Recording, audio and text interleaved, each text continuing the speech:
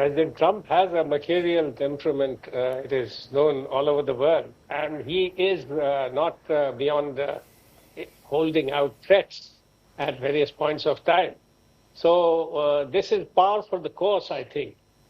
But the ground reality is that there is no way India can not negotiate, because this 18% tariff also, which was set to kick in after the interim trade agreement had been signed, there is no way that India will go back to that position. So renegotiation has to be there.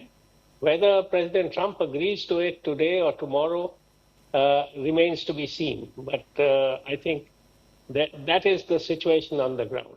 As things stand, I want to ask you very simply, what aspects of this trade relationship between India and the US should Indian negotiators try to, well, I don't want to use the word play games with, but renegotiate? The first one is, of course, in the trade framework agreement itself, there is a provision that if one side changes the duty structure, the other side would be free to renegotiate. Words to that effect. So this is what has kicked in now, because President Trump is no longer empowered to have 18% tariffs. That is one thing. The second point is that suppose President Trump goes ahead and slaps a lot of duties under Section 232. And subsequently, let's say in 4 months, 6 months, those also are found to be ultra vires, the US Constitution. That is, they have to be taken off. Then the Indian side should have the right to roll back its tariff concessions also, which had been given on the condition that these US tariffs would remain in place. So these are some of the things. And of course, President Trump has already, I think, climbed down on this claim that India would import $500 billion worth of goods in 5 years. It had committed. That is what the first fact sheet coming out of the White House had said regarding the Indian trade agreement. But in the second fact sheet, President Trump's office gave out that India had only intended to buy $500 billion worth of goods. So there is give and take going on. And President Trump has also been softening his stand on many issues.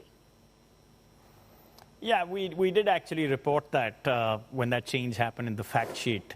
I guess it's difficult for anyone to narrow the aspects of the trade deal that can be renegotiated, and I understand that.